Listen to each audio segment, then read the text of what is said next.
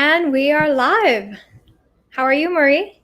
I'm great. How are you, Gianna? Good. Thank you so much for being here. I am super excited about this workshop because I think so many people are intimidated by technology, right? And the many definitions of big data, artificial intelligence, and many entrepreneurs don't necessarily know how to harness its power for their own gain. So the title of this workshop is Simple Uses of Technology in Your Business. Yes, Um, and I'm so excited to see this. Thank you for being a part of this. you're welcome. Thank you for having me. Awesome. So I'm going to go ahead and take it away. If you're watching on Facebook, YouTube, or Twitter, please send your questions our way. And at the end, we will be moderating them. Okay, awesome. Take it away. All right, will do. Thank you so much, Juliana. So, hey, everybody, thank you for joining me today for simple uses of technology in your business. We're going to talk about three different things. One, context. I am not a big believer in training via PowerPoint. I love training using real life examples. So today we're going to go through different tabs on my Chrome and show real life examples of different simple uses of technology. Because even though I'm a programmer and I've been programming for 30 years, I love not having to code. If I don't have to code, I won't code. It's great.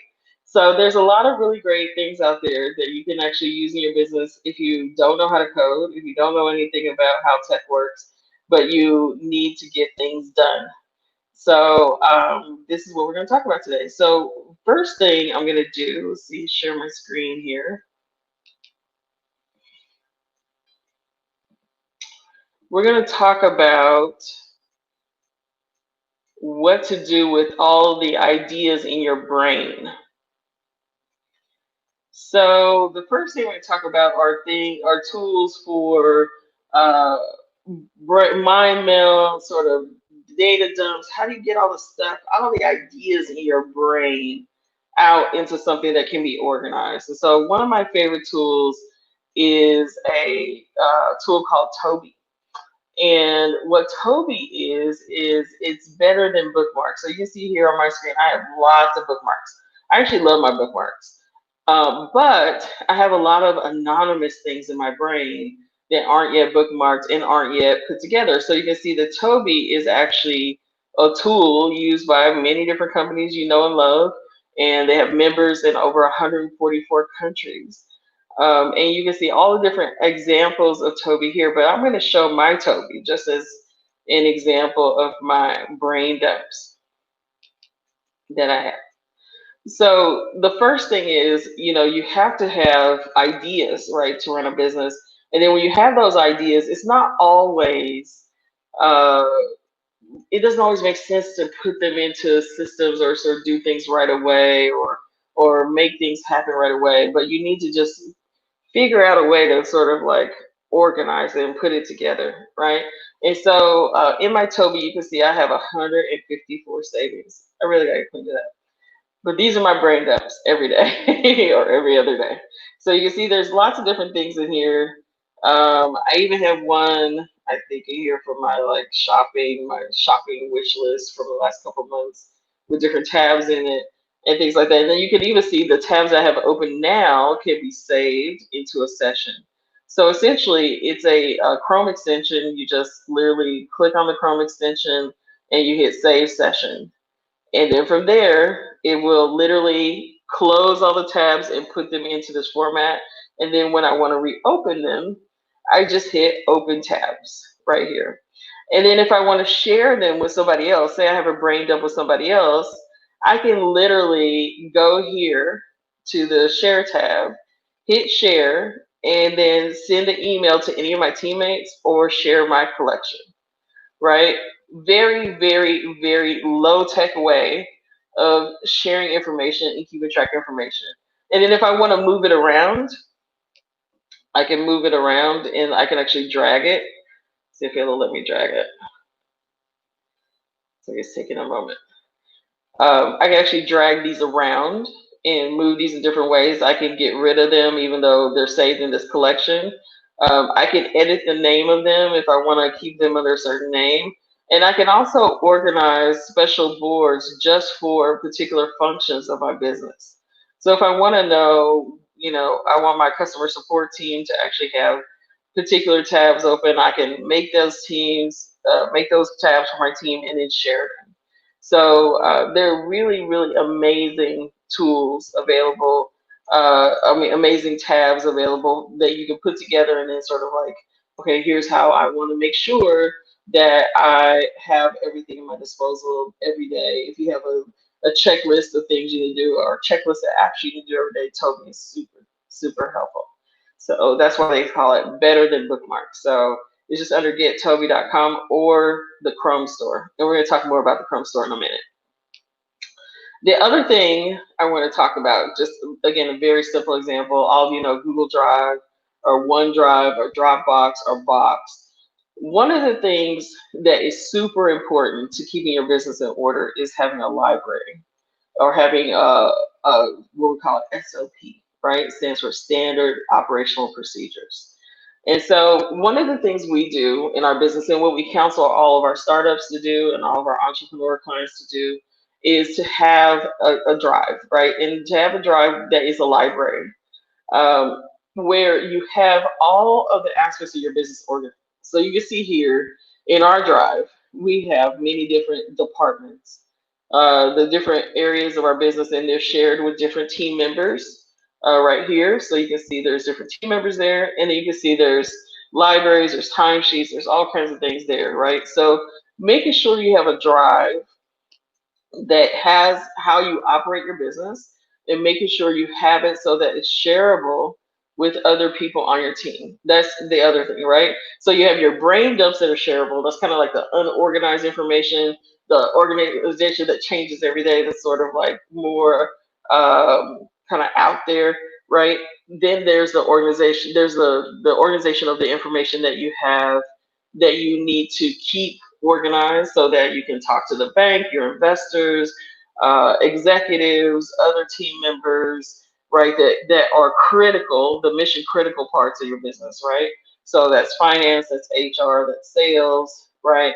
And then the important thing is if you don't know how all those things are supposed to function yet, you want to start putting together what we call a library, right? And a library for us is a template, right? These are all the templates that we use and we recommend that our clients use every day. So having not just the folders of the things that you know, you want to have folders of resources for things that you don't know, right? Things that you need help with, things that you need reminders for, things that you need guides for, right? So every time I'm searching the internet, I'm reading an article, I'm doing anything, right? So I always allocate a certain amount of my day in my week, if I can't do it every day, to learning new things, right? And then we save these new things in the library. And the library is for us to remember. And then some things are just things I don't always remember, right? Like I don't remember Facebook image sizes. And if I'm instructing a market person to do Facebook image sizes, here's a template for me to do Facebook image sizes. So we don't have to guess. It doesn't have to take so long to do different things, right? And then we have different pieces here for all kinds of things, right? And so if you hit us up in the comments or you tag us in any of these broadcasts or replays, we'll send you a free template so you can ask about the template so you can kind of see what we're talking about, right? So there's all kinds of different things in here. We have things for co-founders, we have marketing strategy, Facebook groups, Facebook marketing, fundraising, human resources, marketing and sales, online summits, if you ever want to know how to make an online summit. We download templates for that, presentations, financing, all those fun things. So there's so many different tools and different things out there that you can use, right, that people have, right? You want to save those into a place where you can readily access them. You know how to organize, you know how to put everything together, and you have a really great system for growing your business, right? So you have to allocate that time. So many times we get caught up and we're hustling, hustling, hustling, and we're not being strategic and we're not being resourceful. Those are the other two parts you have to have. right? You can't just be hustling 100% of the time. You have to have time you set aside to get resources, learn new things, and then form strategies, right? And you have to take that time. We always counsel about half of your time should be in that space, because you can hustle and just be spinning your wheels, spinning your wheels, spinning your wheels, spinning your wheels, and never really getting anywhere because you're not getting that influx of new knowledge and new information that will help guide your business, right? You're in survival mode. Survival mode is great, it does work, right? But it's a harder road if you don't split up some of your time to develop resources. And then we also counsel our small business customers with Data 360 to say, hey, we make sure that make sure your pricing actually reflects that time that you need to be strategic and resourceful, right? Don't make your prices so low or so your margins so thin that you don't have time to learn, take a break, and strategize, right? So there's that balance of having these things and then making sure you have these libraries and resources in place. In Google Drive, we recommend highly. Dropbox, we also use for these, and one, because they have backup systems, because they have a thing called version control. So if you mess up on something, there's you can actually roll back and get the old version back. And it also has, with Google in particular, that power they have in their search engine is also in G Suite. So anything I type in here, it will not just find the name, the title of the document. It will also it'll search inside of those documents and sort of find all the things that make sense inside of those documents. It'll also look at things by the team members that we have. So all these things are super important. These sort of basics are super important to keep the lights on, right? How does it all work? So that's the library piece. That's my soapbox about the library. The next thing is we have Gmail, right? And I'm going to talk about Gmail over Microsoft Office. We are partners at Data 360 with both Microsoft Office, and I mean Microsoft for Microsoft Office and G Suite. But they're really two different products for two different markets. So I love talking about small business owners about G Suite because of a few distinct items. So one of the things that we're going to talk about first is, you'll notice if you look at this G Suite, this is one of our support boxes. Um, it doesn't look like everybody's G Suite, right? It has all these kind of extra tabs and icons. It has a pause inbox on here. And you'll see a few extra icons over here. And you'll see tabs and things like that. You also notice that in my Chrome, right? There's a lot of extensions and different things in there. And these are all different tools that we use every day to run our business, right? That are faster, cheaper, better tools than, say, for example, more traditional things like Microsoft Office, older softwares like Oracle or Salesforce or all those different ones, right? So G Suite really has become very competitive for small businesses to really operate on the same level as corporations. So this is it's really exciting. It just takes some getting used to, right? And it is, believe it or not, it is simple. So one of the things that's really great about G Suite and Google Drive and all those different things is that you have extensions for everything. You have add-ons.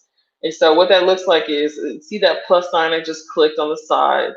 There are some really amazing things in the marketplace, right? So this is, if you don't know, G Suite actually just became Google Workspace. So Google Workspace Marketplace, there are tons and tons and tons of add-ons that you can add to G Suite to make it work really, really well for you and customize. So you'll see like things like here you have Box, you have a thing called Todoist, which is about to-do lists, adding those in there. You have all kinds of signature things. You have uh, canned responses, so you can do, so we use these a lot for our customer service. Canned responses for sharing things, sharing attachments, sharing different items. So for example, if you have the same kind of order for your business or the same kind of request all the time, you can just do canned responses and save those. And then G Suite has a template or what's called a snippet as well. So there's just all these fun things, right? And what's great is when you click on anything on here. So say we want to look at organizing, and you want to get the G Suite add-on, you can actually click this launch window, and it has actually, let me go back. It has always has like a window, a demo, a video, all those fun things. And then when you click on the launch window, you can actually see every single thing that is happening uh, for G Suite that adds on the G Suite's main window, right? So that means that it adds on either here on the side, it adds on here at the top, or it adds on over here on the sidebar, and it's sometimes it's all three. So for example, we use a tool called Streak, which is a CRM tool. Streak adds this little window here. So if I click here, this is how I manage my Streak install. And then if I click Streak here, that actually does the same thing, but if I click Streak here, if I click an email and click Streak, it will actually load up all the different boxes and different areas for me to organize emails and be able to customize emails to our customers and to our community members. So it's a fantastic tool for that, right? And it'll show a little bit of what it looks like. And then on the third window for Streak, you have actual, like all the people here that work with us in our business. And you can see there's different ways of different colors that we use to organize all that, but that's inside of G Suite. So that's what's really awesome about G Suite is you don't need to go out there and keep searching for like fancy pieces of software. You actually can use these extensions that are really simple to add functionality to your email, right? And then you can add different things. So this particular tool, it works just like a spreadsheet. It literally just, you can go across, it looks like a spreadsheet. You can type directly in here. You can also open up, oops, you can open up additional windows to the person's profile, which is awesome. And then there's a whole nother set of windows here. So the reality is you have kind of what's great about some of the Google products is you actually have like full operating systems. So G Suite, Gmail is actually like a full operating system. Chrome is a full operating system. It's just super fantastic. And so there's all these wonderful things that you can do without having to spend a ton of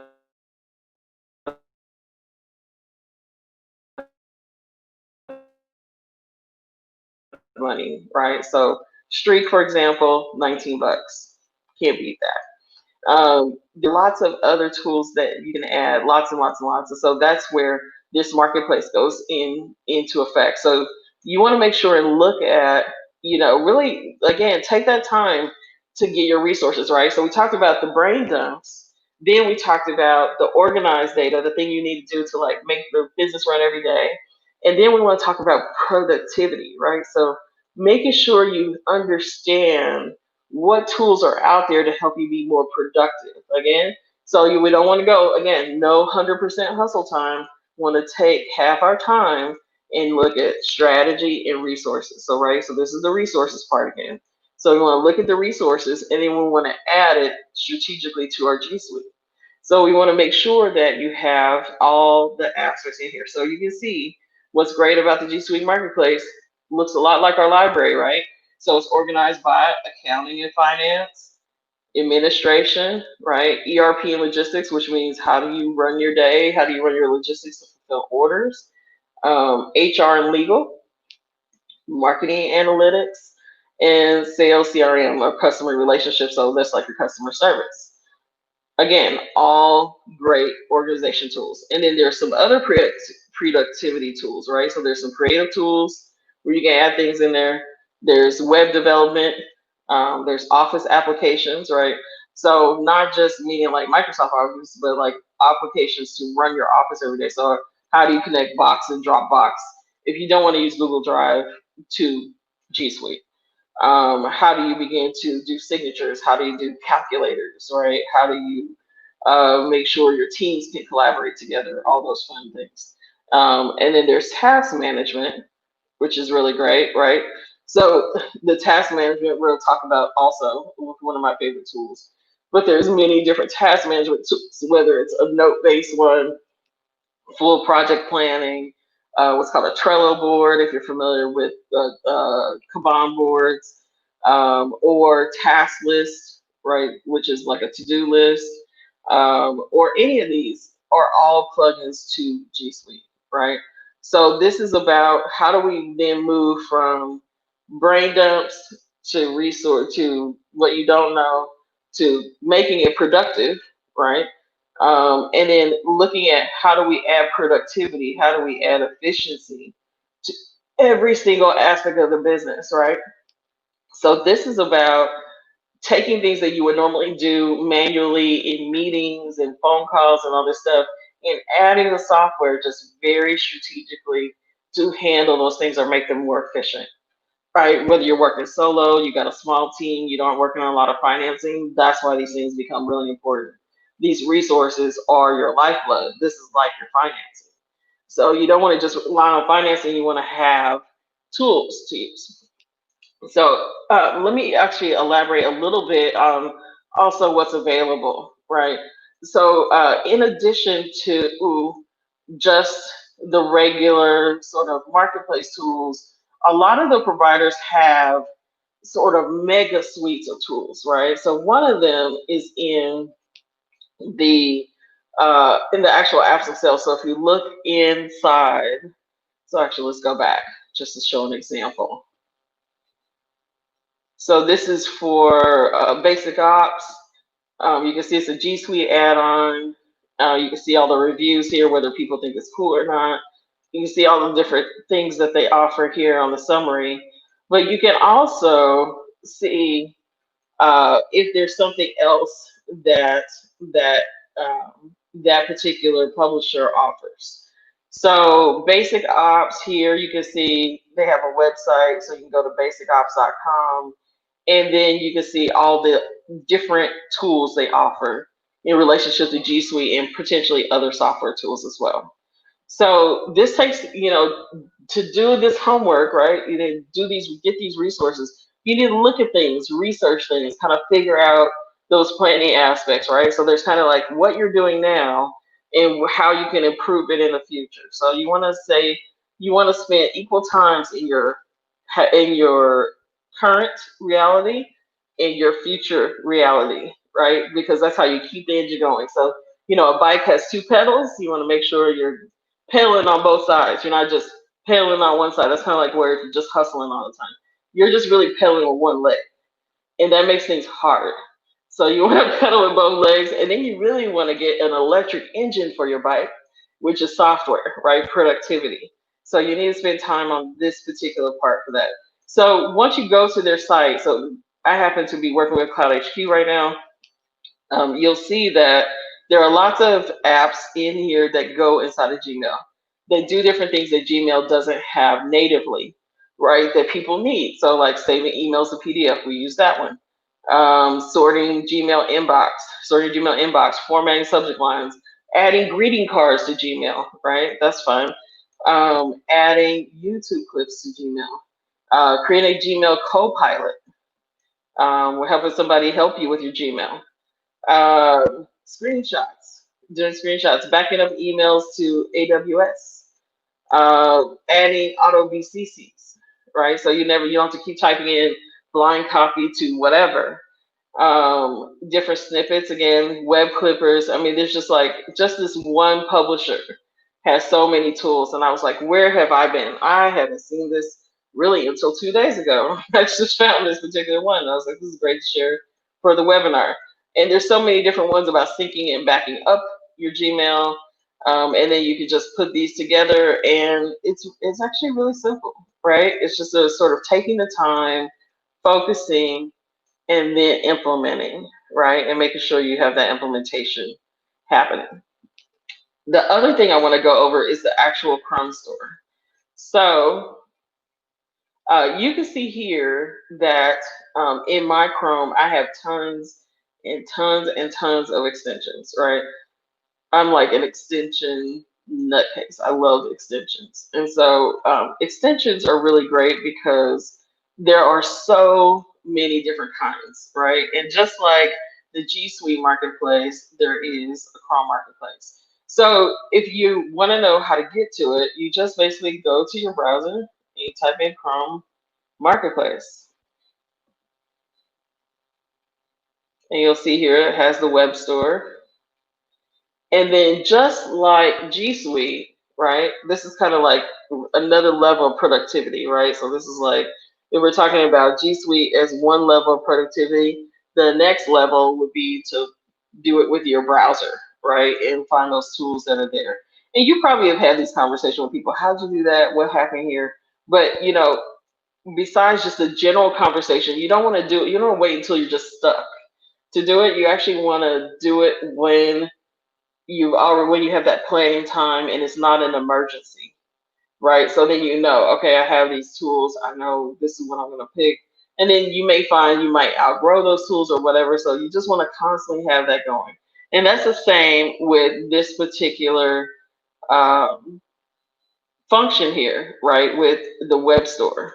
So you have all kinds of different things here for Chrome, right, including Zoom schedulers, Bitmojis, custom cursors, all this fun stuff, right? So not even just the things that are for business, but things that may help you work from home better, right? So they have a tool here, a grouping here of extensions that are just work from home. And so you want to go, okay, great. Here's all my work from home stuff.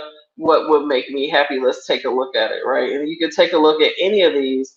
And again, there's usually a video, there's usually a slideshow, there's usually reviews, so you can see what people think of it. You can see how many users are using it. So in this case, 7 million users are using Keep, so it might be worth something. Um, and then there's different support and things you can get for it and any related tools. So you can see what else is there, right? So I go, oh, this mindful break might be useful for me because I'm always trying to find a way to meditate.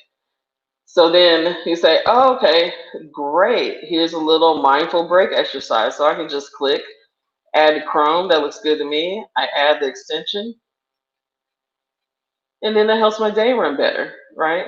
So it kind of takes you full circle where you're looking at your Chrome as a part of the whole ecosystem, right? So you have your brain dumps, you have your library, you have your productivity tools, you have your Chrome extensions that basically say, hey, here's how I like to run my day. So outside of kind of like your bookmarks. And then the last piece is if you want to graduate, right, to actual productivity software. So the last thing I'm going to actually go over is a piece of software called ClickUp. And so one of the things that's interesting, so ClickUp is a suite of many different tools. So let me actually break this down. I should put this up here. So I'm going to put in here ClickUp competitors, right? So there's a whole group of productivity tools, and you've probably heard about them, right? So you probably heard about Right, you've heard about Monday, you've heard about Asana, you've heard about Trello and Airtable, Teamwork, Team Gantt. And if you haven't heard about those things, welcome to this world of productivity. So there's tons of those, and there's lots and lots of um, sites that kind of tell you how they all work, right? So like if you're not familiar with G2 about reading about software, this is the place where you read about software and you really learn what people do and do not like about each of the things. You learn about whether it's easy to set up, right? So is it easy to set up, more usable, easier to admin compared to ClickUp, right? So some people say that, and you can see how many people do reviews, right? So Trello has 10,000 reviews. You look at Meister, it has 154 reviews. Again, this is the time you spend to sort of pick out your tech stack, try things out, right? Some things have free trials, some things don't have free trials. I really look at these reviews, right? When it says, slower to reach ROI, that's probably not as good as I want, but maybe people prefer it for some reason. So let me just take a look at what the reviews are, right? So you want to have this kind of time to go through here. See, you see here, this is interesting because Todoist, actually, we've seen this 3 times today, right? We've seen it in G Suite, and we've seen it in the Chrome extensions, and now we're seeing it here as a productivity tool. So that might be one we want to check out, right? Because we're seeing it in lots of different places. And then there are also other ones you may not have heard of, right? So for example, ZenKit. I have never heard of ZenKit, but it looks like there's a newer one. But it looks like it's got good reviews, even though it has a few. Um, some people, they talk about what they like about it, right? So this is the same as, kind of the formal way of talking to people about your choices and what might be interesting and things like that. So you want to take a look at all these and kind of see, oh, what are the pros and cons? How do these things work? What do they have to do with my business? How do I want to run my business every day? What am I most familiar with? What do I need to learn? Right. And so, part of that strategizing is learning, right? So if you're breaking down the strategizing part, so first you have the resources, and then you need to try stuff out. You need to make room in your business and time, right? So we don't want to keep pedaling with the one leg. We want to make sure we have strategy and resources in that other 50%, right? So 25 and 25. And within that strategy, you want to learn things. So you want to pick out some resources and you want to learn about them, right? And you want to do that so that you can become really masterful at operating your business every day, right? That's what all this software is here for. It's not here to just give you tech PTSD, as we call it, but it is here to help you learn how to get those two pedals going and then build out that engine and have that engine become a whole big old fleet, right?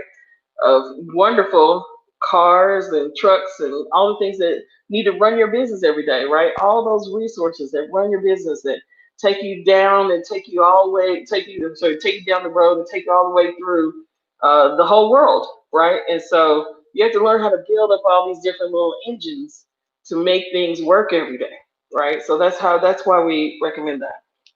So let's take a look at ClickUp. So ClickUp has a few different pieces. And I just want to say quick, Giuliani, let me know how I'm doing on time. You're good. Feel free to keep. Okay, because I'll just talk and talk. Perfect. Keep on talking.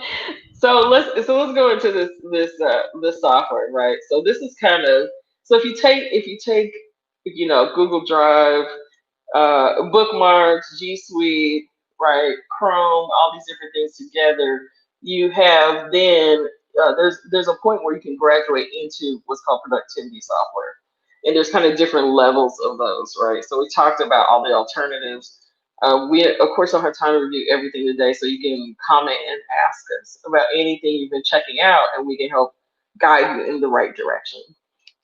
So there are what are called spaces here. So let's just go into the first space. So pretty much with every productivity software, they have different aspects that are in the software, right? So like in this case with ClickUp, what I like about them is we don't actually use them in our business. We use another system called Monday, but I like this system because it has certain features to it that I think are really good for small businesses. So that's why I recommend it. But lists basically are your list, right? And it tells you kind of like, you can sit here and just put together a task. You can put together, so you can put together any, so just put test task, right?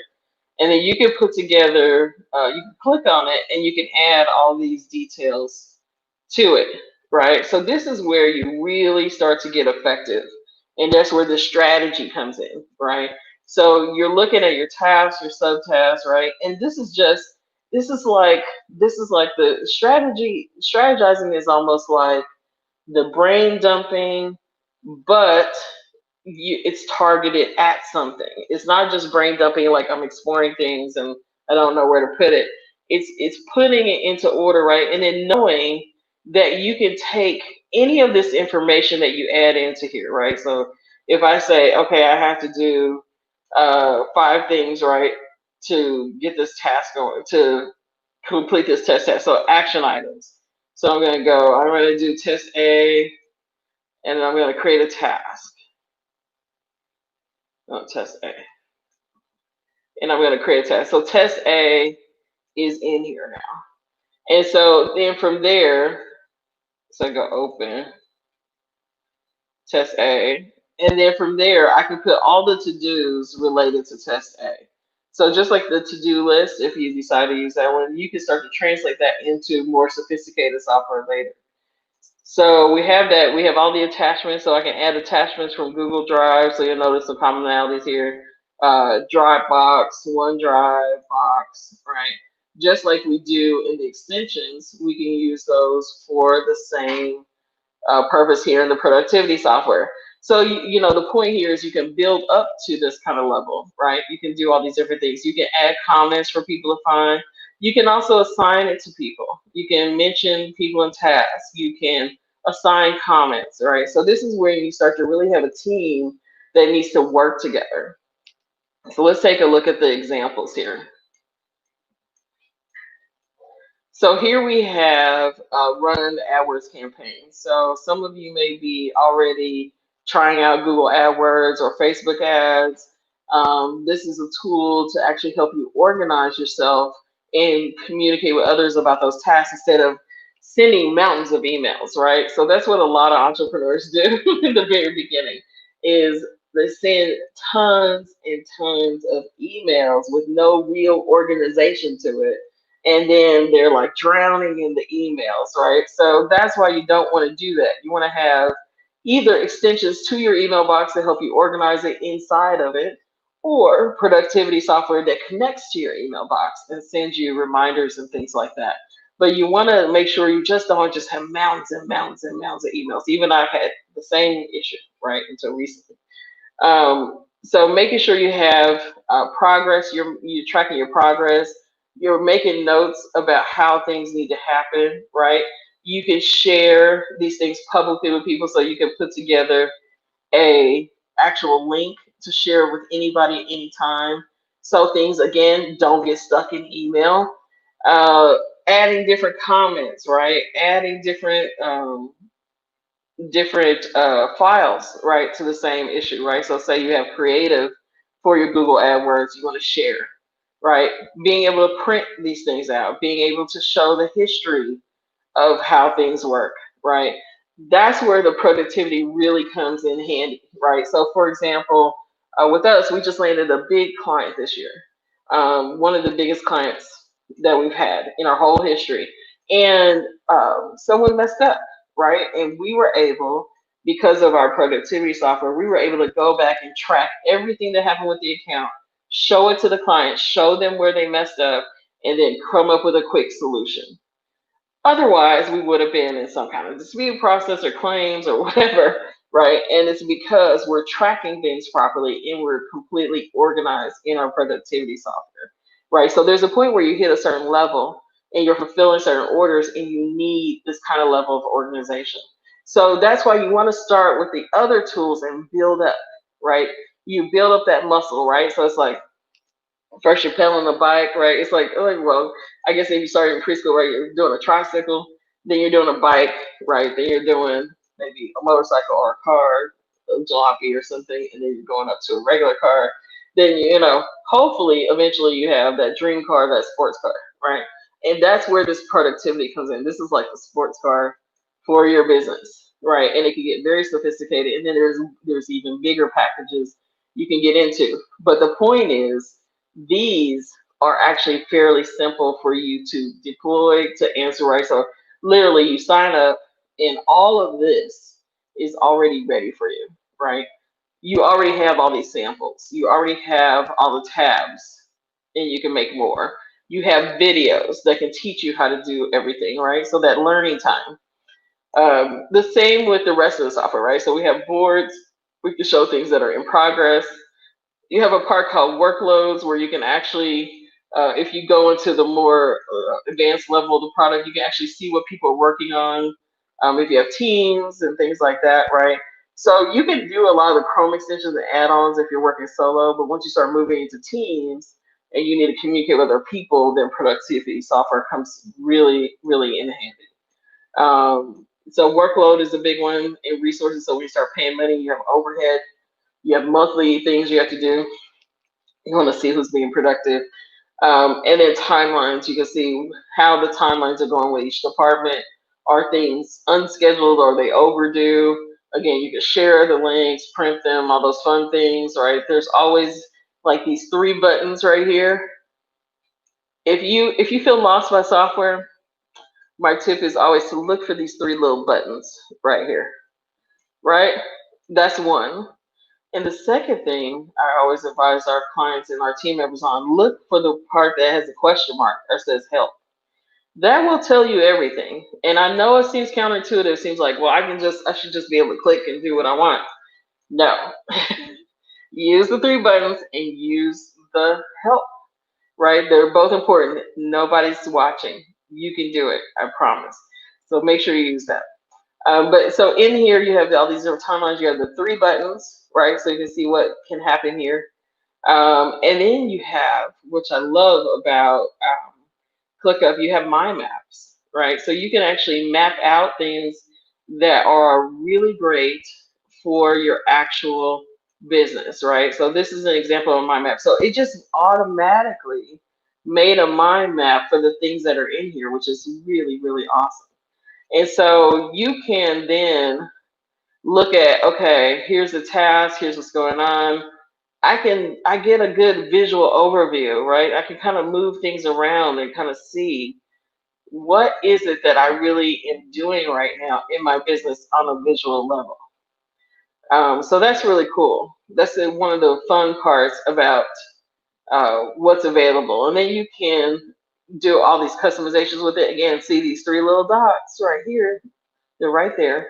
And then you can also add other views, right? So there's lots of other views in here. So basically, if you want to see it in a doc, if you want to see it in a table, so say I want to see my whole world in a table instead of all these other views, it's just too much for me, then this is the table, right? And it gives you step-by-step instructions on how to put everything together. And so that's what's really exciting. I can just add different things. I can go, okay, when was that created? It was created by me. It was created by the software. When is it due? Right. What's the start date? I can add task ID. And then I can take all these things, what's great, and move them around. I can go, okay, let me move the due dates over here. Let me add the start dates over here. I don't like to look at start dates and due dates first. It just sort of makes me anxious. Created by, I know it was me, so I can put that last. I'm really concerned with the task ID, the task name. Maybe I want to add something else. Let's see. What else do we want to add? Let's see here. Oh, we can do row heights, which is good. Look at that. So there's all these like fun things. I'm trying to see how I can make how I do another column. Yeah, there we go. So you can actually, the other tip, I forgot one. So three dots, right? Help bar, right? And right click. So right clicking on things is super helpful because it gives you options in most productivity software. Outside of the browser window, it actually gives you other things. So if I want to insert something to the left or to the right, I can insert things here. It gives me fields, right? So the point is, don't be scared. You have to have this time to explore and try things out, right? Try different views and things like this. So what's fun about this is, this seems like a lot of different things, but all this is are different views on the same information. It's the same information you can have in G Suite, right? It's the same information you can get from the marketplace, right? And all the things in the marketplace. It's the same thing you can get from the Chrome store. It's the same thing you can get from all these tools from ClickUp, right? These are just all ways to organize information. That is what your job is, right? You don't necessarily have to code, but you want to keep your organization organized, and the tools are there to help you, and they're very, very easy to use. You just have to take the time, breathe, I know it's a lot going on this year. It's a lot going on with coronavirus and you know who and the election and all that stuff. It is a lot, but you can breathe and take the time, right? Just take a little quiet time and explore how you can make it better. If you already have a team, how you can make it better for your team. If you already have tools, how to pick better tools, right? Maybe there's some stuff you don't like. How to, go through the videos and the tutorials. Everything is on YouTube. Everything. Everybody has videos and tutorials. So make sure you pay attention to those, right? And make sure you always are looking for resources and you're keeping that library fresh, right? And you're keeping all the things that you don't know or you don't remember or you can't know in a particular folder or make sure you have a way of getting that information on the regular, right? So you're not in panic mode, you're not stuck. Make sure you do all these things, right? Because this is why the software was invented, right? To help us all be more productive, help us grow businesses and grow economies and change the world. So make sure you do this every day. It's really, really important. Um, so I'm gonna, make sure you guys have access to these links and you can check them out. And I think that's my story. I'm gonna stick to that. So I'm gonna pull it back up to Juliana and stop sharing my screen and see if we have any questions.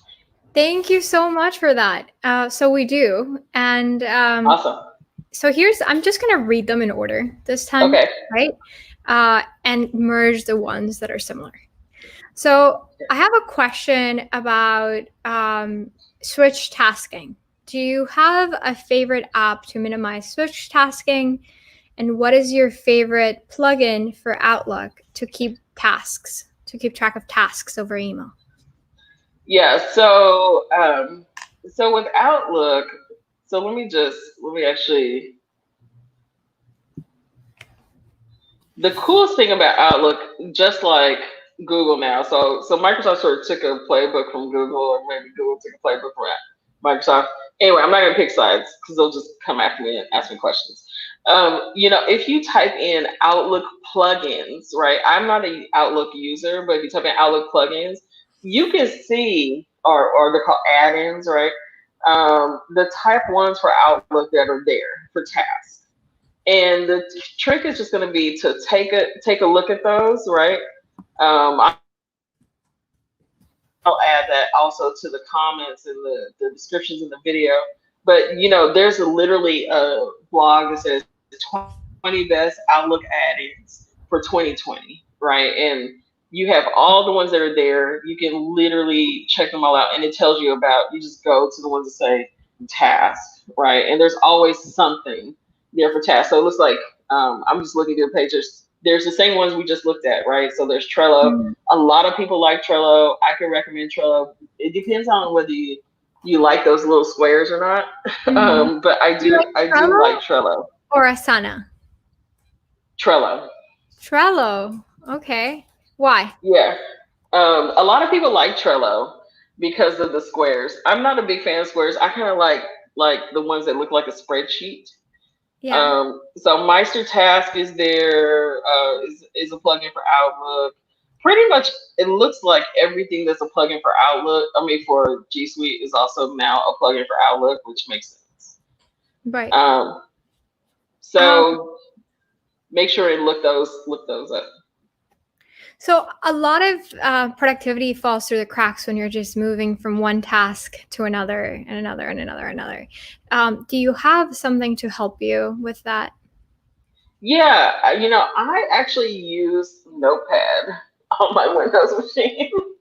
I use Notepad to keep track of all the different things that are like temporary, right, during the day. So like even though we have productivity software, we have whole teams working with us and all that stuff. I have everything from like my groceries, anything random that's not in a browser window, anything that pops out of my head. I literally have a text, it's just a little text thing that I run down every day, and it keeps me like paced on what's realistic to get accomplished. And then I can kind of say, okay, team, here's what we're doing, here's where we're going.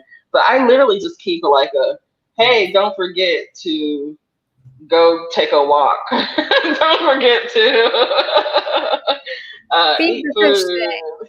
Yeah. Yeah. And then I move the stuff around. So sometimes I'll move it. I'll be like, yeah, I know I'm supposed to eat. I know I'm supposed to do this. I know I'm supposed to move this task or call this person. I put anything that's like a super hot potato, like, oh my God, this thing has to get taken care of. That goes on my notepad, Do right? you operate in flows and sprints? Yeah, we do now. So for those of you who don't know, so I'm a co-founder of a business called Data 360. I'm the CIO, so I'm in charge of all the systems. And in the beginning, I mean, it was like very painful. We're almost 6 now, so it's not so painful anymore. But it was at one point so painful to sprint. Sprinting was not happening because we just were like we had our service and then we're moving into making products and we're just now starting to launch those products to the public. But in the beginning, we were just like okay, we're in hustle mode. We were like doing that one pedal. And we knew what it was we wanted and we knew what it was we were selling and we were selling it successfully, but it wasn't necessarily as strategic as it could have been looking at that in hindsight. So yeah, we were not sprinting in the beginning. And I've learned that that's okay. We've gone through like Y Combinator programs and different programs, and well, there are the things in the beginning. You're doing the things that are not scalable. You're doing the things that don't make sense. You are pedaling with one pedal. But the trick is you want to get out of that mode as quickly as possible. You want to start using the other pedal Yeah. quickly, right? And start getting, that's why you have your mentors, your advisors, you have your resources, you have your strategy time, you have your learning time, right? And all those things, you have to hit those marks at least once a week.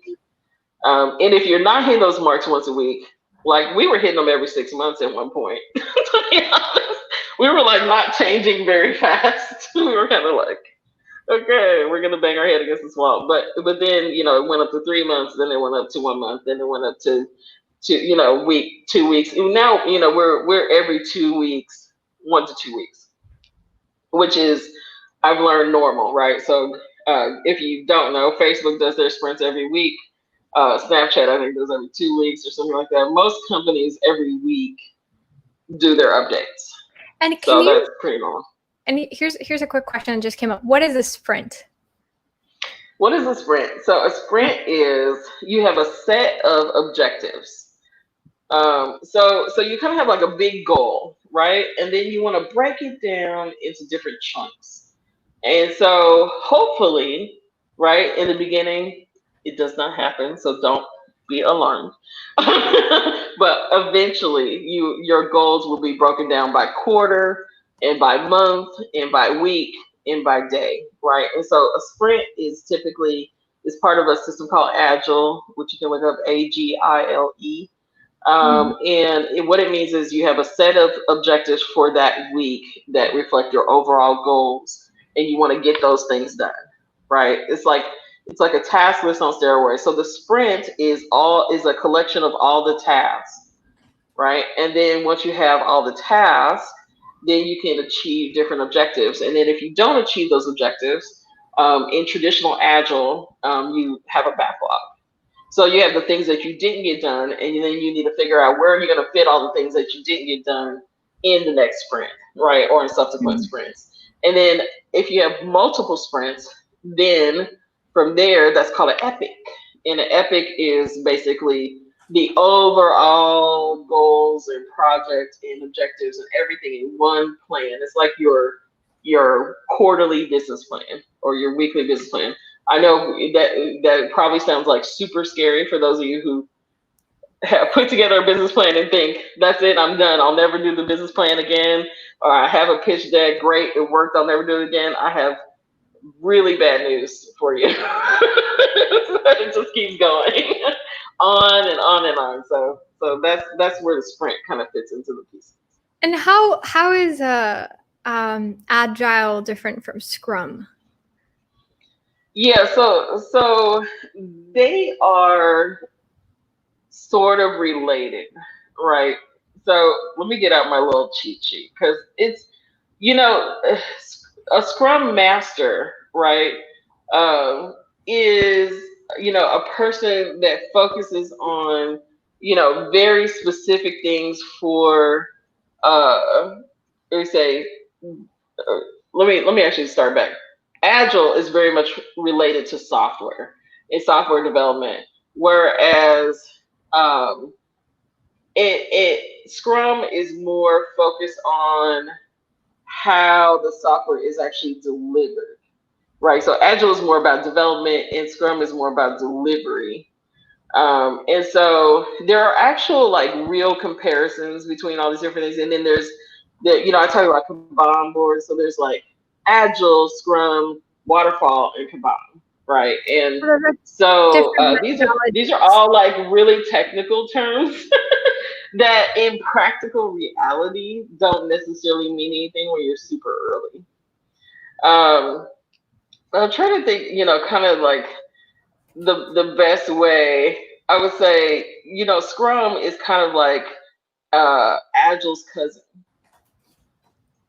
It's just another model for building out software that is very much similar Is to it like Agile. the older and wiser cousin, or like the younger and more foolish The one? younger and more foolish. Okay.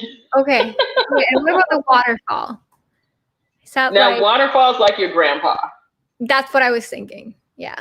Yeah, waterfall's like your grandpa. Like if you're doing waterfall, you're just like, whoa, it's just long and slow and painful. And we say painful because it's really a big guess. So agile is what's called iterative. Scrum is what's called iterative. It means you have certain feedback loops that are there. So when you build a little something and then you send it out to the public and then you get feedback. You build another something, you send out to public, you get feedback. Waterfall, you try to build perfection, and then it's like the Coliseum. It's either thumbs up or thumbs down. And once it's thumbs down, that means you wasted all your time and money. Is anybody doing waterfall nowadays? Okay, some companies it is really appropriate to do waterfall. So, for example, biological research, Mm. right? Super sciencey things cannot necessarily be agile, Hmm. just Yeah. because there's a buildup, right? Yeah. If you're making an engine, you can't really be agile. Yeah. You're doing mechanical things, it's hard to be agile. It's just it's just one of those things where like if you're building machines, like full big machines, or if you're doing some other really complicated things, like, and there is literally a buildup. So you might get feedback during your research process, but it's really has to be waterfall Mm. because Okay. you're maintaining all this stuff. But most businesses, most startups are not waterfall. Awesome. So, um, here's a question. So, I'm building a content website of environmentally friendly products. How can I use these concepts? And what do you recommend for building a content database? So you can use these concepts. So that library I showed in Google Drive, that's like your fundamental building block, right? Saving the products that you have, making sure you have different folders for each product, right? So your library is not necessarily like always the operations part. It's also like how are you going to maintain inventory? Where does it come from? Um, how is it in stock, out of stock, that sort of stuff. So the productivity software will keep track of all the moving parts, and the Google Drive will keep track of the hard documents like the product descriptions, the pictures, the things that you need to keep track of to maintain the content on the website. Because there isn't, in most content softwares, there isn't a queue. There may be draft mode, but you want to make sure you're not just like putting everything into the software and it's kind of messy. You want to actually make folders in like a Google Drive or a Dropbox or a box So, to keep I track of what's going on. this person is just cataloging products at this point. Yes. What can you talk a little bit about Notion or things that could potentially plug in to a website. What was the last part? What kind of plugin? So I think they're looking for like to store content and then use that to just plug in. Oh, to plug in. Yeah.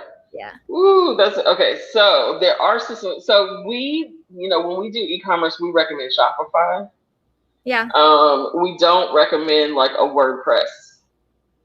But there are e-commerce plugins for WordPress. I'm not the super WordPress expert on that sort of thing, but I recommend Shopify because they have a lot more tools and a lot bigger ecosystem that is designed to keep up with content and products and inventory and all that stuff. Whereas WordPress is a little bit hit or miss, right? And it can have some problems.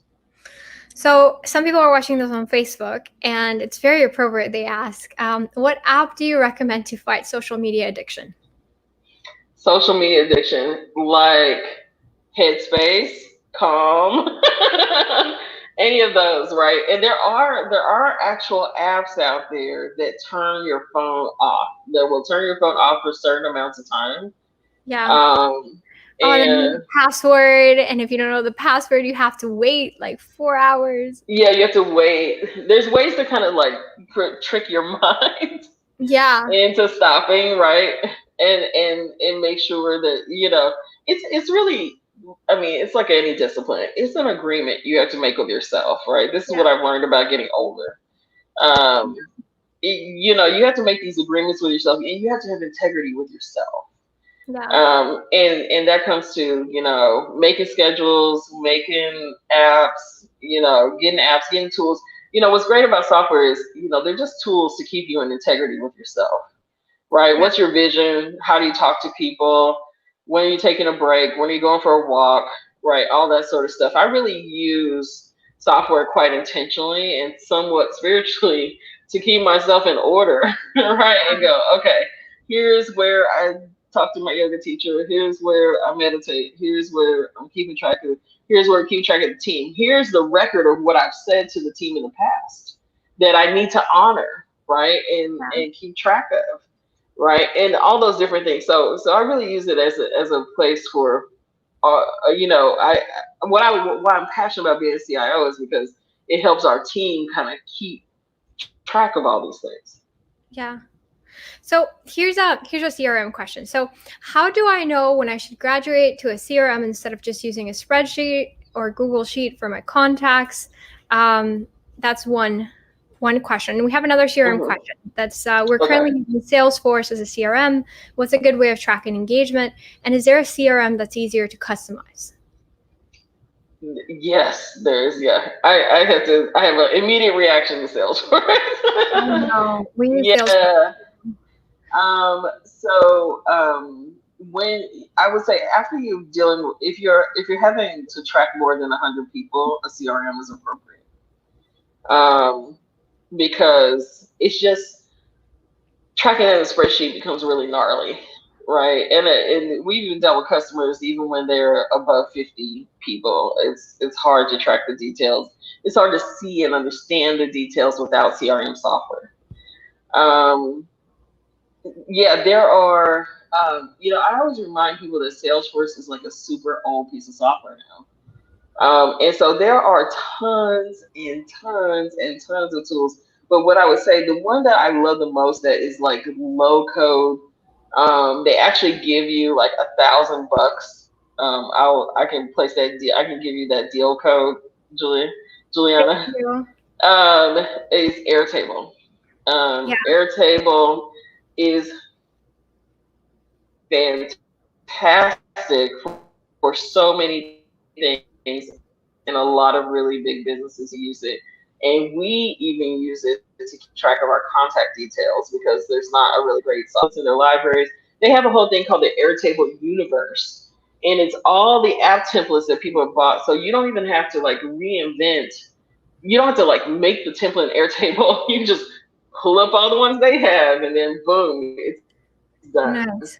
And it's content library stuff. You can make content libraries and CRMs and That's awesome. everything. Okay, so that's the last technical question I'm going to ask you. I wanted to also, I mean, quite frankly, you're one of the coolest people I know, like period. Oh, And thank you. I want to talk to you as just an uber successful woman who has made it in tech. And when we spoke last time, I think we were gonna do like a 15-minute call, and it was like 2 hours and a half, which was Yeah, that's awesome. something like that. Yeah. And you said something that really stuck with me that I wanted to highlight. So you said they need to know your whole story. Every bit of who I am is relevant. Every bit of who you are is relevant. Can you talk a little bit about that and how you can present yourself as this powerful woman of color in tech, and just walk in the room and share how that's powerful and a part of what what makes you perfect to be in that room. Yeah. Ooh, okay, that's a lot. Okay. So, how I kind of I love to use analogies about nature, right? And the thing you can know about nature is if you think about the plants on the earth, or even just something simple like a leaf, there are millions of different kinds out there, right? And each one is necessary for planet Earth to do something, right? And it's the same with us, right?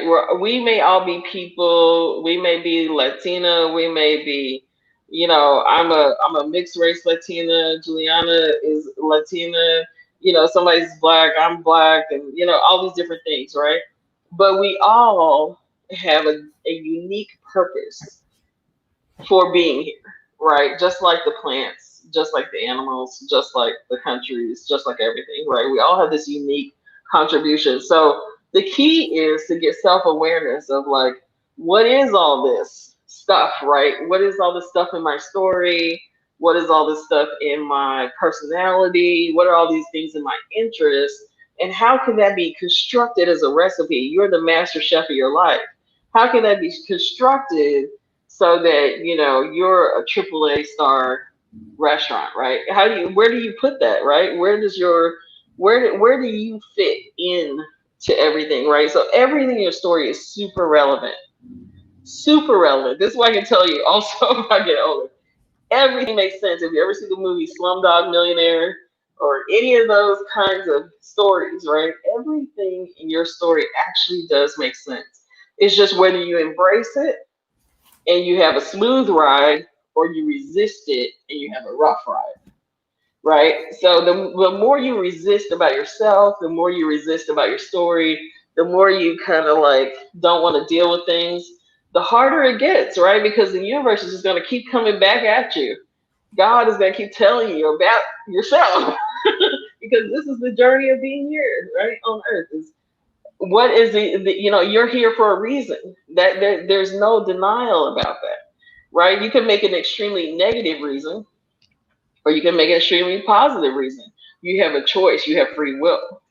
So if you embrace who you are, you take responsibility for who you are, right, and everything that you bring to the table, and you don't let distractions and people sort of tell you who you are, Hmm. right? You actually develop self awareness, and you Hmm. develop abilities, right? And you inquire and you seek until you understand.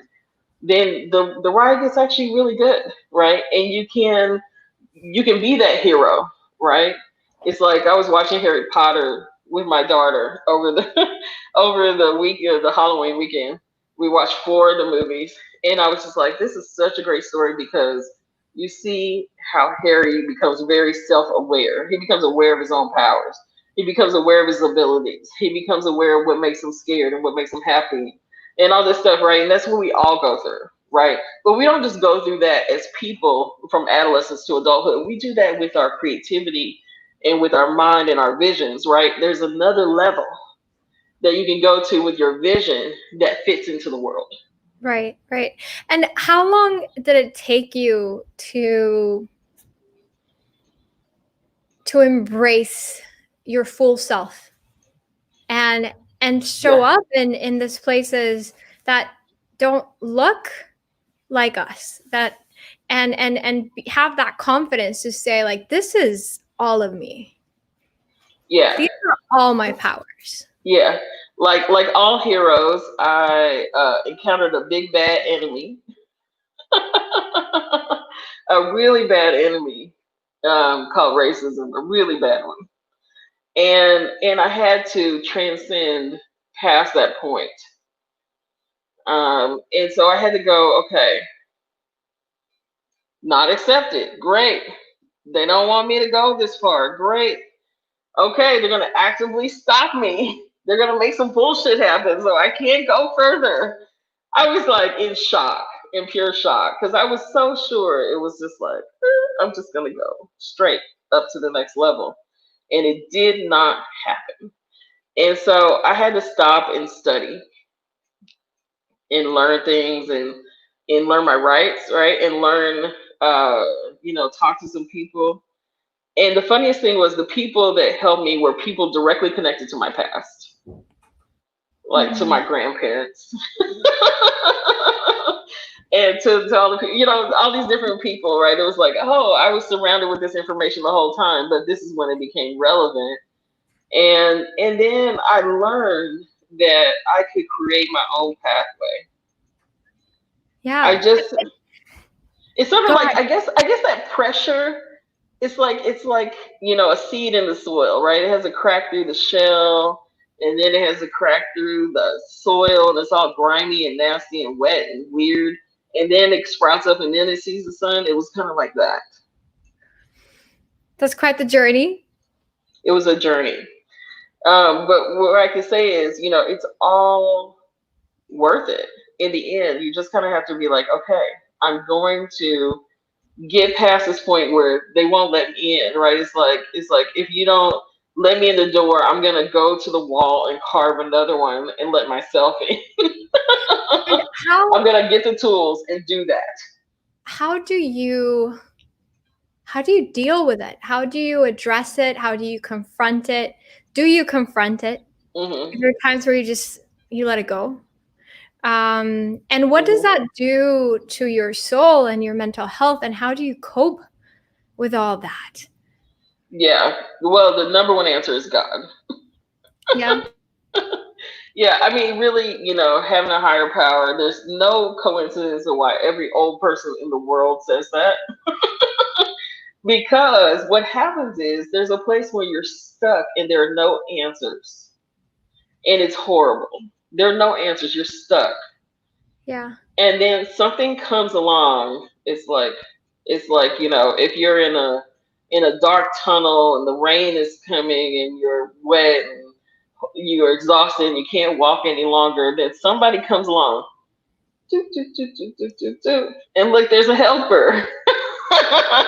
There's somebody helping, or there's a piece of paper right there, or there's something, it really does happen. It's not just in the movies. Like, there are times in life where that you really get stuck and there's really just something there that calls to you, speaks to you, even if it's an inner voice or whatever, or a person walking down the street that just gives you the right information at the right time. And then slowly, from that super stuck place, you can build up to the and then that's when you learn that it's not just about people accepting you, and it's not just about people letting you in, and it's not just about all these different things. You really have a pathway that you are ordained to do, and Mm. and regardless of what those people do to you, it will happen if you let it, if you don't give in to fear, right? It's like, if you don't give in, not to bring up the Harry Potter, but if you don't get into the big bad villain that says, oh, by the way, this is your destiny, forget about it. You just have to keep going. You have to find a way to keep going, even if you have to, work a side job and keep going, or do these things to keep going. But you have to keep going. That is the way it happens. Right. Um, You've been yeah. you've been coding since you were 9. Yes. So you have seen the tech world and the tech culture evolve throughout time. Hmm. Yes. I just wanted to talk briefly about nonviolent communication, right? Yes. And the intersectionality of gender in this very male dominated world Yes. can be very toxic, aggressive, a lot of backstabbing, people one-upping each other, and it's almost like that's rewarded, right? Yeah. So how do you combat that and create a kinder place to work? Yeah. Well, how we're doing it is, we actually have team meetings about integrity and transparency and learning and creativity and all those things, right? We actually have active conversations about them. In your own team, you have to establish a culture. I actually have to give credit to, I'm part of this women's group on Facebook that's all women founders. And it's so helpful to have a support group of people like you, people that you identify with and you share things with that are doing the same things as you. Mhm. So I have different tech groups, different women groups, all those different things, different resources where I'm not just trying to like I just gave up on trying to convince my family about entrepreneurship, right? I just don't talk to them about it. But I have support groups all over the place where we talk about these things, right? And there's different places, and then we share resources. And one of the ladies that shared about building culture, Hmm. and how she did it in her company. And I was very impressed by how she explained it. And so I said, yes, please send me your templates. Please do send me everything. But you really have to be very intentional about what you're building and what you're disrupting and what you're thinking about. And you really have to, it seems like these things are miraculous when you hear about, like an Airbnb or a LinkedIn or any of these companies. I work with a lot of them, or I'm in conferences with them or whatever. And what I can tell you is it's not magical. It's very intentional. There's somebody there looking at resources, planning, thinking, being strategic, doing all these different things, and they're building culture intentionally. They're building NBC intentionally. Like one of the things I admire about Microsoft is Satya Nadella taught about NBC, and Mhm. I was in shock, and I was like, that's what it is. There's something about, because I was like, what happened to Microsoft? This is not the Microsoft I remember. And why are you guys being so nice to me? And why are you being so supportive? It's really strange. I really had that reaction. You're like, what is I'm happening? like, well, this is not the one I remember. This is not the. I've been knowing Microsoft for the better part, almost 30 years. So I'm just going, this is not the company that I remember, right? And I even watched him on one of the broadcasting slates say, oh, I used to work for Microsoft. And Satya said, come back, come back, come back to our company. He was just interrupting her. He didn't even let her say her speech. He was like, just come back. Are you going to come back and work for us? You should just come back, right? Because he had built this other culture, right? And they're still transitioning Hmm. into that culture, right? Gradually, I can see the different transitions and how they're building up their ecosystem. But you have to purposely construct those things. You have to give your team members books to read. You have to read books. You have to think about what you're building, because if you let it happen by accident, people just come in with their own baggage and they'll just pile the bag. It's like, if you have Yeah. people arriving at a train station, they'll just pile it right onto your company. Boom, boom, boom. And then you're like, where did this come from? And that's because you don't have a baggage handler that organizes everything and puts it in the right place and Yeah. tells them, here's where you put your baggage and here's how you ride this train. And there is no, you don't just put your baggage anywhere. Here's what we do with this baggage, right? And Yeah. you have to do that, and that comes into, having a pro woman culture, having a pro sort of non-white culture, right? Having a culture for young people, having a culture for old people, having a culture for moms, having a culture for dads, having a culture that accepts people in different ways, right? You have to intentionally think about how that happens. And that happens, when you first meet them, that happens when you onboard them, that happens when you explain to them about their job every day, that happens in your team stand-ups, that happens in your check-ins. So we have different pieces, including software, that reinforce that. They Mm. reinforce that culture every week. And let's talk about software a little bit and how it Hmm. could potentially perpetuate systemic racism.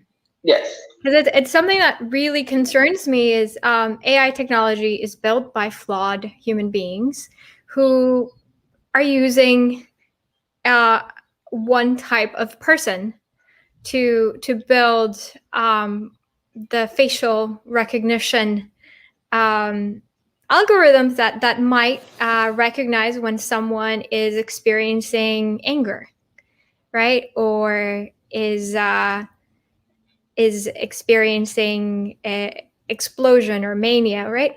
And my I we know that the ratios, like the facial expressions and the ratios of people of color are different, right? So like I have a wider nose, right? Hmm. Hmm. If you have a bigger lips, right, you might smile, and that could be perceived by this facial recognition technology as manic when really it's just a smile, right? Because Right. it's trained with very thin lips, right?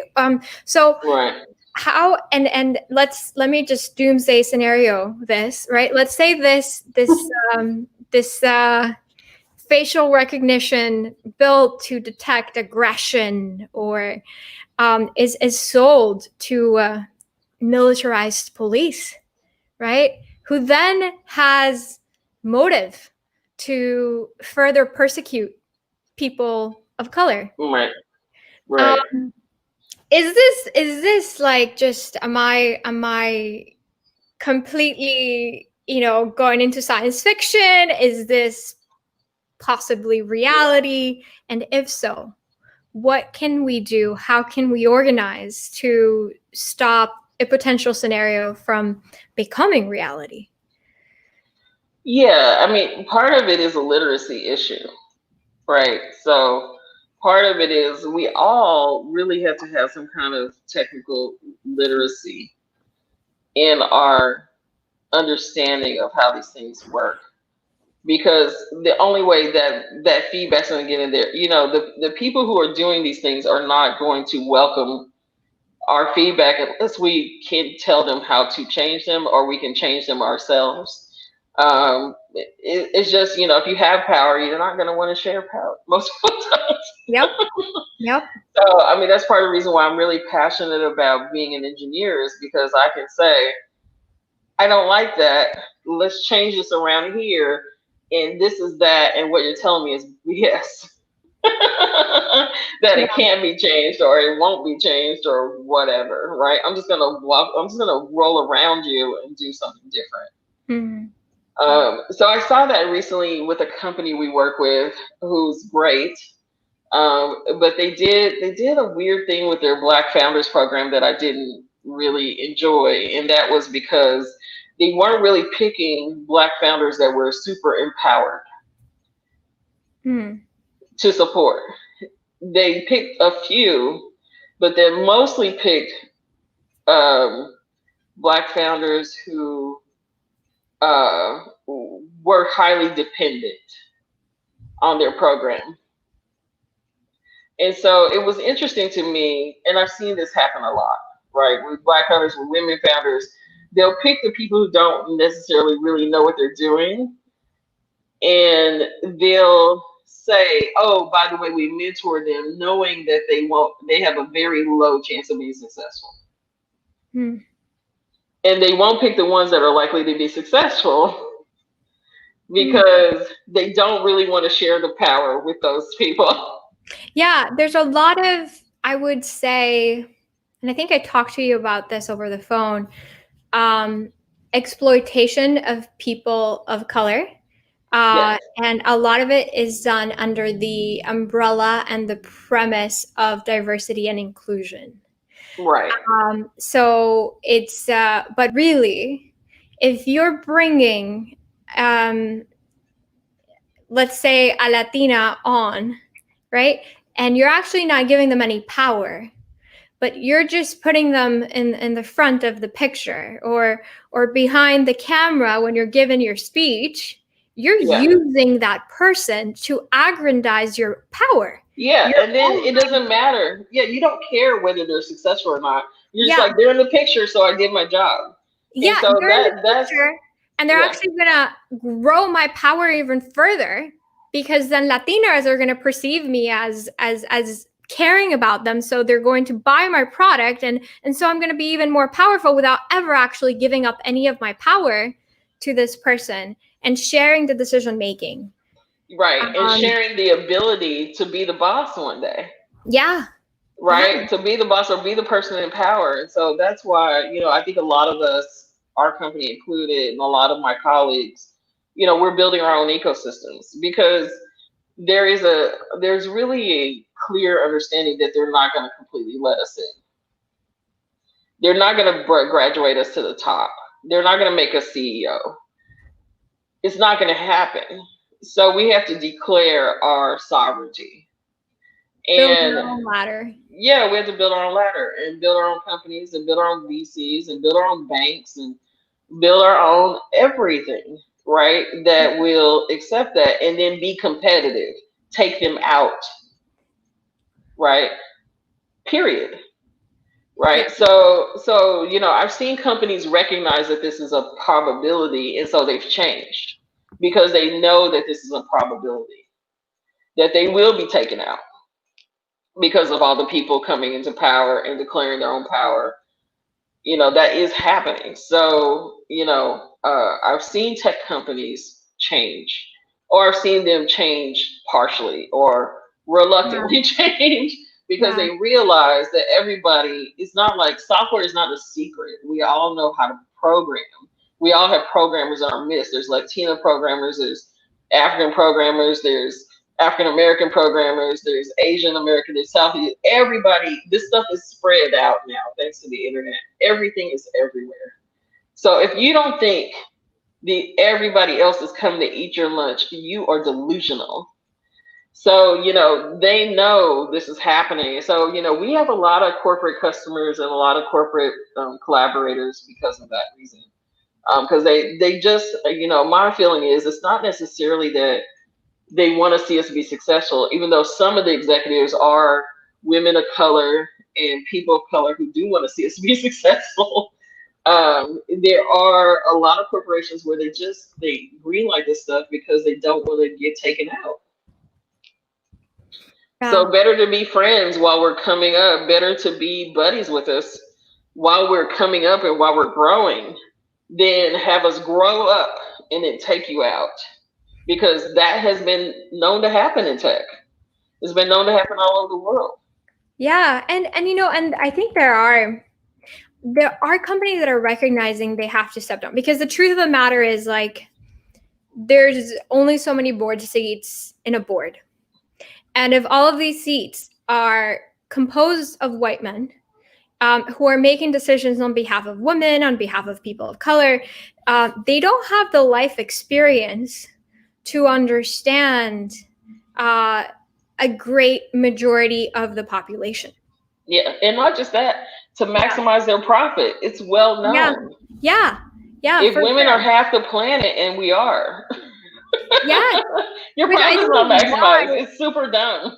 It's dumb for your entrepreneurs shareholders, and it's dumb for your investors, and it's dumb for everybody. and yeah, So you have to maximize. You have to be ready to maximize your profit. So inclusion is the way to do that, right? And they said, I forgot what the figures are. I just was reading the McKinsey report on Black America. I read ones on women, all kinds of ones from the Federal Reserve. Been in meetings with the Federal Reserve, and everybody is aware that they have created a system that has shortchanged our economy, yes, meaning in America. yes, And it's a major problem. It has a shift, and that's why you see all these shifts happening so quickly. It's because we won't have a future unless that happens. Because when and we see this now, even who's people, because they've been left out of the economic equation. There's so many people sitting in the Midwest and sitting in rural America, and people that used to have factories in their towns and all these different things, because they've been left out. That's when people get desperate, right? And that's when they get violent, and that's when they get weird, and that's when they get racist, and that's when they do all these things. They become tribal because they don't have access to opportunity. Their access to opportunity, they would just be in their little areas and be fine. Yeah. But because Yeah. they don't have opportunity, right? So now you have two things going on. You have, people have been disenfranchised from the economic situation, people have been disenfranchised by economics and systemic racism, and now you see this crash collision course we're on right now. Yeah. Yeah. Yeah. And I think the Right. figure, by the way, from the McKinsey report, so at least for gender, taking action to address gender disparity could result in 12 trillion increase in the global GDP. 12 Yeah. trillion. This is not charity here. When you invest in founders of color, they produce greater returns. And I think it has to do with the fact that they're solving problems in undercrowded markets, right? So Yep. when you invest in one type of person, they solve one type of problem, right? Exactly. And And that goes back to that each of us have a role to play, right? And yeah, so then recognizing and help potentialize all those people in the world will create a more productive, effective, better world. but I want to bring it back to how might we achieve this power shift, right? So, for instance, Reddit, right? So, Mm-hmm. Alexis Ohnehan resigned, so that the CEO of Y Combinator, Michael Sable, could take his seat on the board. So he recognized it was a profitable thing to do for Reddit because diversity equals increased profitability, right? Mm-hmm. And he also recognized that um, for there to be greater equity, he had to step down, right? Do you think there's going to be other board members of big publicly traded companies that might take the initiative of saying, yeah, we need Yeah. to share this power? Yeah, there's two answers to that. One is in California, it is or it soon will be illegal for there to be all white male boards. So there's that. I'm moving Yeah. very soon. Yes, I love because this. they have This is pretty to. great. Yes, because it's the law. And so goes California, so goes the world, right? There's that Yeah. there's that aspect. So once that case law is established, and once there's one or two places that do that, then it's going to happen. So that I feel good about. The other thing is, I think yes, because I think the boomers have realized, it's time to hand it over, right? It's like, let's not all just hang on to everything until we die, because the world's getting crazy and not in the way that is a good thing, not in a Yeah. good way. So I think that the writings on the wall is just sort of obvious, painfully obvious. I mean, I even read. I get a conservative uh, money magazine newsletter, and two. I was laughing at the headlines last night because it said billionaires are in a panic. Billionaires are in a panic because of X, X, and X, and billionaires are in a panic because of this, and this, because all this different change happening, right? And you even see it in the rapper situation with who, right? So people are in a panic over taxes, and oh God, I got to contribute, and the system's changing, and all these different things, and it's just like, yes, You do you have know, to contribute. When you do I have to see contribute, and my yes, you have to step down. It's yes, time. yes, and this It's is like, a yes. True Entrepreneurs is a 501c3 nonpartisan nonprofit. So what I'm about to say are my own personal opinions, which I can indulge in thanks to my First Amendment rights. But I will say that when we live in a world where I pay more taxes than the president of the United States, Right. right? We can't claim for this to be an equitable world, right? Right. Where we're all paying our fair share. We're not. Right. We're not. Some of us are finding loopholes and tax havens, or by some of us, I mean some of them. So to aggrandize their riches on the backs of hardworking Americans, right? but that's all I'll say about that, because I want to keep it really relevant. And just to go off that, so one last thing I'd love to get your comments on is, so I'm a bit afraid that there's been a lot of irresponsible behavior um, on behalf by equity investors Yeah. who have, Understatement. with their investments, they've Yeah. invested in things that to begin with didn't even have a projection of profitability in the long term. And then, but they were okay with doing that because they knew they could sell to another, and another, and another, and another. Right. And a portion of pension investment, which is really where the wealth of this nation is concentrated, has gone to this VCs. And my fear is that when we see all these irresponsible investments crash, Right.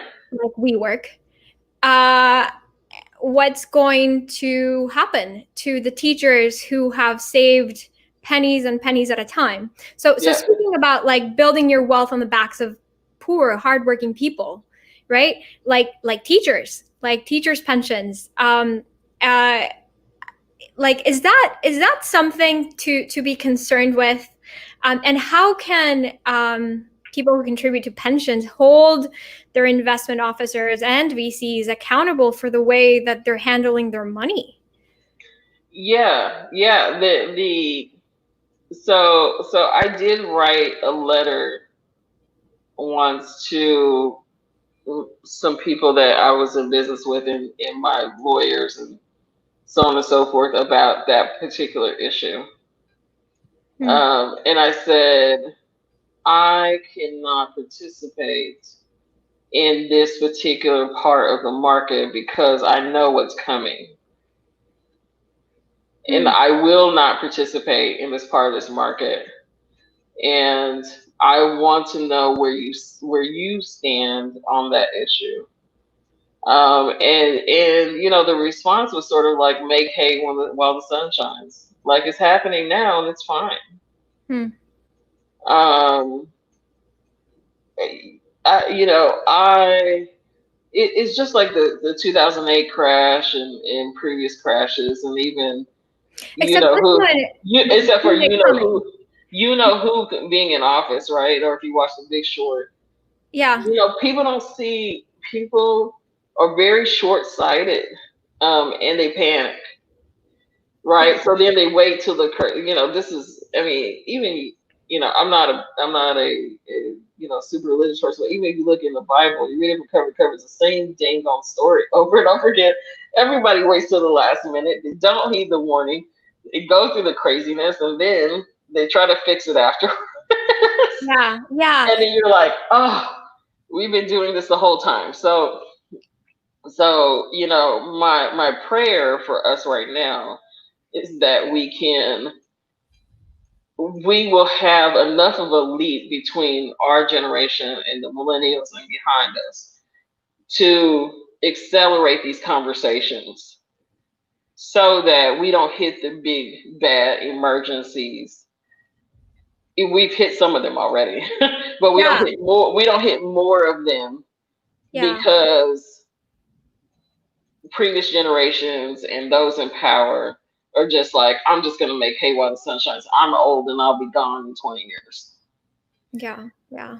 Right. So we gotta. So I think, this is the fight we're under right now. Well, Is what can we do to stop it? Like, I mean, I think the difference with the 2008 crash is, like, quite frankly, like very few people saw it coming. Like, whereas the I saw it really, coming. you saw it coming. Oh yeah, because I'll tell you, because my business partner and I were about to invest in some real estate, and we were talking to them about the mortgages and talking to our mortgage brokers and talking to bankers and all this stuff about what was happening. And I was like, this is not, if you just did the math, it didn't make any sense. Did you short the market, Murray? On No, the I did not. I am not a big believer. I know it's sacrilege. I'm not a big believer in public markets as they exist today. I think they need massive reforms, and that's just probably another discussion for another time. For sure. But I would say That's going to be our next 2-hour conversation. yeah, I exited the market, the Yeah. real estate market quickly when I found out what was going on, because I did, and I had a colleague that worked for Countrywide, which was one of the biggest violators.